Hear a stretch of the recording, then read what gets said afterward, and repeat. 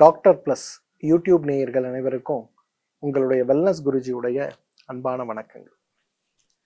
இன்றைக்கு நம்ம எல்லாருக்கும் இருக்கக்கூடிய ஒரு சவால், பொதுவாக நம்ம பார்க்கக்கூடிய நம்ம குடும்பத்தினர் மட்டுமல்ல, நண்பர்கள் வட்டாரத்தில் பார்க்கும்போதே சர்க்கரை நோய் அப்படிங்கிறது இன்றைக்கு நம்ம எல்லாரையும் பாடாய்படுத்துறத பார்க்கணும் இல்லையா?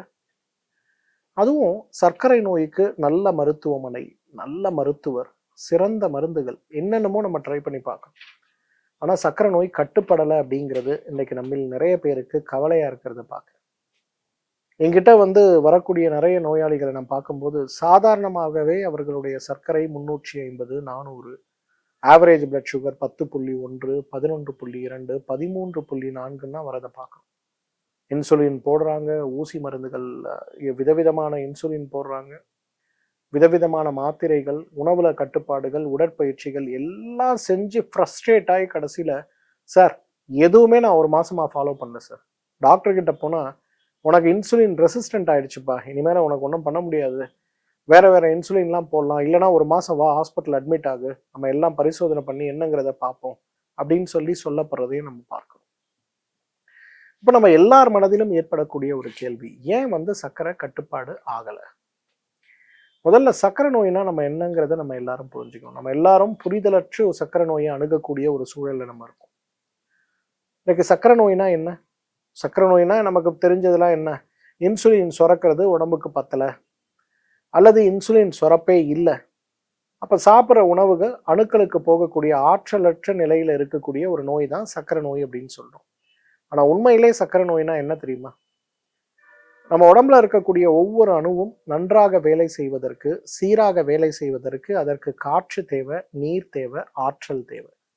இந்த மூன்றும் சீராக கிடைப்பதற்கு நம்ம சாப்பிட்ற உணவில் இருக்கக்கூடிய சத்துக்கள் அந்த அணுக்களை போய் அடைவதற்கும், அணுக்கள் அந்த சக்தியை உறிந்து கொண்டு வேலை செய்வதற்கும் இன்சுலின் தேவை. இப்ப இன்சுலின் சுரக்குது, ஆனா அணுக்களுக்குள் அது உறிஞ்ச முடியாத ஒரு நிலை.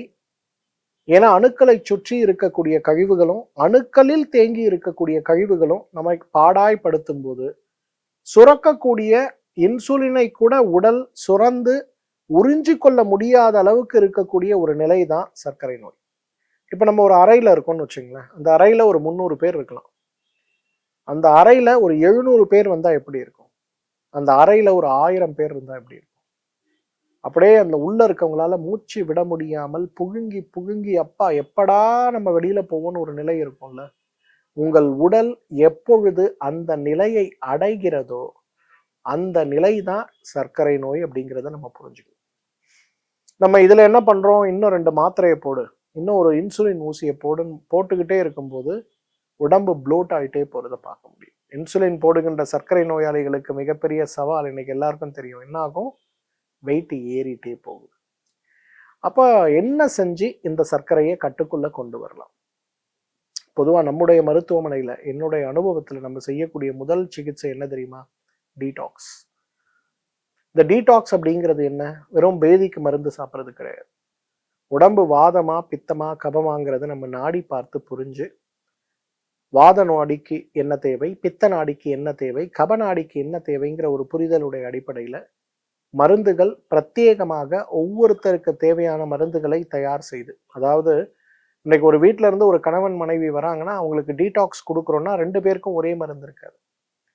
அவர்களுக்கு தேவையான மருந்து என்னங்கிறத புரிந்து அதற்கு ஏற்றாற் போல முதல் நாள் 30, அடுத்து 45, அடுத்து 60, அடுத்து 75, அடுத்து 90, கடைசியாக 105 மில்லி அவர்களுக்கு இந்த 6 நாட்களுக்கு நெய் மருந்துகளை கொடுத்து, 7வது நாள் காலையில பேதிக்கான மருந்துகளை கொடுத்து, அடுத்த 7 நாட்களுக்கு உடலை பலப்படுத்தக்கூடிய வகையில உணவு முறைகளை கொடுக்கக்கூடிய ஒரு சிகிச்சைக்கு பேர் தான் டீடாக்ஸ் பேர்.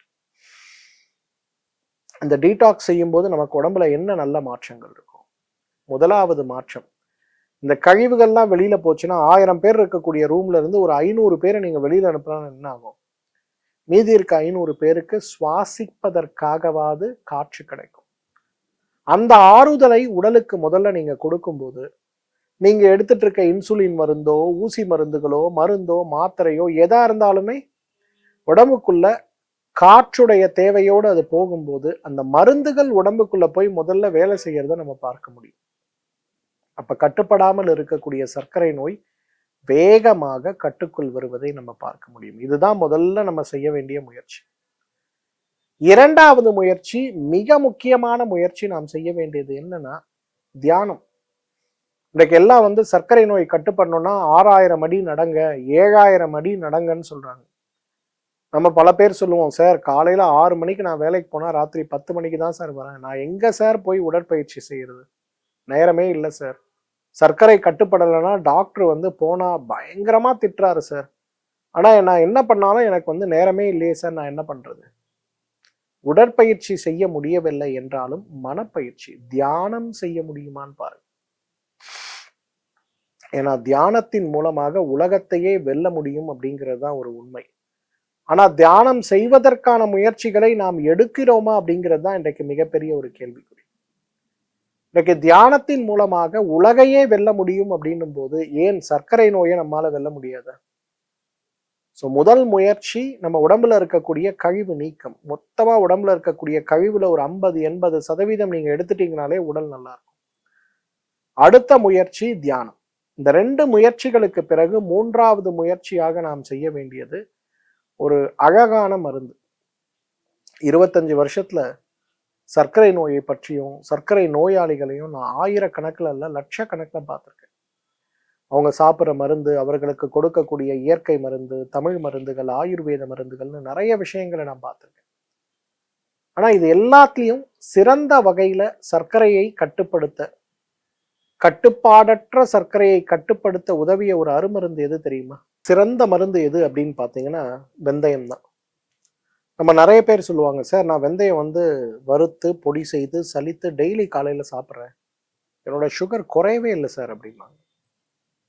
எப்படி ஒரு அரிசியை நாம் ஊற வைத்து வேக வைத்து அதில் இருக்கக்கூடிய கஞ்சி வடித்து அதை உணவாக சாப்பிடுகிறோமோ, அதே போல இந்த வெந்தயத்தை முறையாக செய்த மருந்தாக நாம் சாப்பிடும்போது, வெந்தயத்தை ஒரு 50 கிராம், 1 கிலோ எடைக்கு 1 கிராம் அளவுக்கு வெந்தயத்தை எடுத்து அதை 3 இரவுகள் முளை கட்டி 4வது நாள் காலையில ஒரு 50 கிலோ எடை இருக்குன்னா ஒரு 50 கிராம் முளை கட்டிய வெந்தயத்தை ஒரு மிக்சர்ல போட்டு ஒரு 300 மில்லி தண்ணீர் போட்டு நல்லா மைய அரைத்து வடிகட்டி எடுக்கக்கூடிய அந்த வெந்தய பால் இருக்கு பாருங்க, இதை நம்ம சாப்பிட்டோம்னாலே போதும்.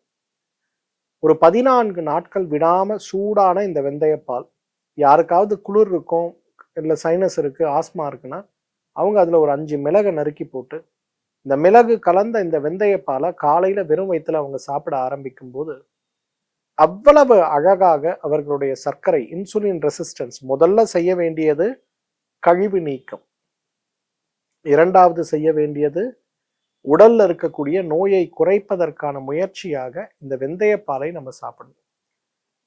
தியானமும் சேர்த்து செய்யணும். இந்த 3 விஷயத்தை நம்ம செய்ய ஆரம்பிக்கும் போது நம்ம உடம்புல இருக்கக்கூடிய இன்சுலின் ரெசிஸ்டன்ஸ் உடைய விகிதம் படிப்படியாக குறைந்து ஒரு பேர் மினிமம்க்கு அது வரும்போது பார்த்தீங்கன்னா ஆல்மோஸ்ட் உங்களுடைய சர்க்கரை நோய் குணமாகி விட்டது போல உங்களுடைய அறிகுறிகள் எல்லாமே மறைந்து போக ஆரம்பிக்கும். 70 வயது இருக்கக்கூடிய ஒரு தொழிலதிபர் ஒரு முறை என்ன பார்த்தார். அவருக்கு கிட்டத்தட்ட 50 வருடங்களாக அவருக்கு சர்க்கரை நோய். இன்சுலின்ல எதவிதமான இன்சுலின்லாம் போட்டு சர்க்கரையுடைய எல்லா பக்க விளைவும் அவருக்கு வந்துருச்சு. இதய பாதிப்பு வந்துருச்சு, சிறுநீரக பாதிப்பு வந்துருச்சு, உடம்பு ரொம்ப இழைச்சிட்டாரு, காலில் நரம்புகள் பாதிப்பு, இரத்த குழாய்களோட பாதிப்புன்னு நிறைய பிரச்சனை. இது இல்லாம ஒரு நாளைக்கு 15-20 மாத்திரை சாப்பிடக்கூடிய ஒரு நிலை. என்ன பண்றதுன்னே தெரியல. அவரோட தொடர்புல இருக்கக்கூடிய அவருடைய நண்பர் சொன்னார் அப்படிங்கிறதுக்காக கும்பகோணத்துல என்ன பார்த்தாரு. அப்ப எல்லாம் அவரோட ஹிஸ்டரி எல்லாம் கேட்டு நாடிலாம் பார்த்து நான் முதல்ல அவருக்கு டீடாக்ஸ்லாம் என்னங்கிறத சொல்லி கொடுத்து அதை செய்ய வச்சு, அதன் பிறகு அவருக்கு நான் பரிந்துரைத்த மருந்து எது தெரியுமா? வெறும் வெந்தயம் தான். அவர் முதல்ல ரொம்ப தயங்கினாரு, சார் வெந்தயம்லாம் சாப்பிட்டா எனக்கு சளி பிடிச்சிரும், கோழை வந்துடும், மூக்கில் தண்ணி வரும், தும்மல் வரும், நிறைய கஷ்டமா இருக்கு சார் அப்படின்னாரு.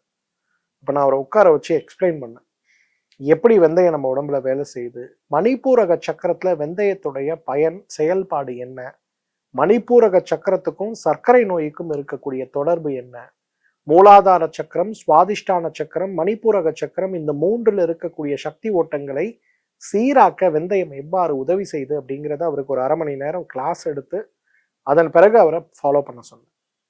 முதல் முறை அவர் என்னை சந்தித்த போது ஒரு நாளைக்கு காலை 20, மதியம் 30, மாலை 20ன்னு இன்சுலின் போட்டுட்டு இருந்தார். இந்த அளவுக்கு இன்சுலின் போட்டு கூட அவருடைய சர்க்கரையுடைய அளவு பார்த்தீங்கன்னா 280, 300, சில நாட்கள்ல குறையும். ஆனா பெரும்பாலான நாட்கள்ல உணவுக்கு பிறகு மிகுந்த கூடுதல் அப்படிங்கிற ஒரு நிலையில தான் அவங்க இருந்தாங்க. அவருக்கு உட்கார வைத்து அனைத்தையுமே நான் சொல்லி கொடுத்து 1 மாத காலத்திற்கு பிறகு அவர் என்னை பார்க்கும்போது இன்சுலின் அளவோடு நீண்ட காலத்திற்கு பிறகு அவருடைய சர்க்கரையுடைய அளவு பார்த்தீங்கன்னா 200க்கு கீழே மெயின்டைன் ஆக ஆரம்பிச்சது. அதன் பிறகு அவர் தொடர்ந்து பல வருடங்களாக பார்த்து கொண்டிருக்கக்கூடிய சர்க்கரை நோய் சிறப்பு மருத்துவரே, என்ன செய்றீங்க, ஏன் உங்களோட சுகர் இப்பதான் ஸ்டேபிளா இருக்கு, இதே மாதிரி மெயின்டைன் பண்ணுங்கன்னு சொல்லி கடந்த 1 வருடத்துல பார்த்தீங்கன்னா அவருடைய சர்க்கரையோட அளவு எப்பொழுதுமே உணவுக்கு முன்பு 140, உணவுக்கு பின்பு 180, மினிமமா ஒரு நாளைக்கு 3லிருந்து 5 யூனிட்டுகள் வரை அவர் இன்சுலின் போட்டுக்கொண்டு ஒரு ஆரோக்கியமான வாழ்க்கையில் இருக்கார். இன்றைக்கு முயற்சி அப்படின்னு வரும்போது நம்ம எல்லாம் மருந்தோட நிறுத்திடும். ஆனா மருந்தை விட முக்கியமாக நம்ம உடம்புல வாத பித்த கபம் எப்படி இருக்குன்னு பார்த்து அதற்கேற்றாற் போல வருஷத்துக்கு ஒரு முறை உடல்ல தேங்கக்கூடிய, உடல் உருவாக்கக்கூடிய கழிவுகளை எல்லாம் வெளியில அனுப்பி ஒரு ஆரோக்கியமான வாழ்க்கைக்குள்ள நம்மால் செய்ய முடியுமேனால், ஒரு ஆரோக்கியமான வாழ்க்கைக்குள்ள நம்மால் செல்ல முடியுமேயானால் சர்க்கரை நோய் கட்டுப்படுவது சாத்தியம். சர்க்கரை நோயுடைய பக்க விளைவுகளை தடுப்பது சாத்தியம். சர்க்கரை நோய், சில வகையான சர்க்கரை நோயை குணப்படுத்துவது கூட சாத்தியம்தாங்கிறத நம்ம புரிஞ்சுக்கணும். ஆனா முயற்சி திருவினையாக்கும். அந்த முயற்சியை கன்சிஸ்டண்டா தொடர்ந்து நம்ம செய்யும் போது நம்முடைய ஆரோக்கியம் மேம்படுவதை நிச்சயமாக நம்ம பார்க்கலாம். வெறும் மருந்தை மட்டும் நம்பி இல்லாம டீடாக்ஸ்ன்னு சொல்லக்கூடிய உடல் கழிவு நீக்கம், தியானம், அது கூட வெந்தயம், இந்த முளை கட்டிய 1 கிலோ எடைக்கு 1 கிராம் அளவுக்கு சாப்பிடக்கூடிய வெந்தயம், இந்த 3ஐயும் சேர்த்தாலே போதும். இந்த சிவன், பிரம்மா, விஷ்ணுன்னு சொல்லக்கூடிய மும்மூர்த்திகளை நாம் வேண்டும் போது நமக்கு கிடைக்கக்கூடிய வரங்கள்லாம் கிடைக்கிறது மாதிரி இந்த டீடாக்ஸ், தியானம் மற்றும் வெந்தயத்தை ஒருங்கிணைத்தீங்கனாலே போதும். உங்களுடைய சர்க்கரை நோயிலிருந்து விடுதலை அப்படிங்கிறது சாத்தியமான ஒரு விஷயம்தான். மீண்டும் மற்றொரு ஆரோக்கிய குறிப்போடு உங்களை சந்திக்கிறேன். அதுவரை உங்களிடமிருந்து விடைபெறுவது உங்களுடைய வெல்னஸ் குருஜி. நன்றி, வணக்கம்.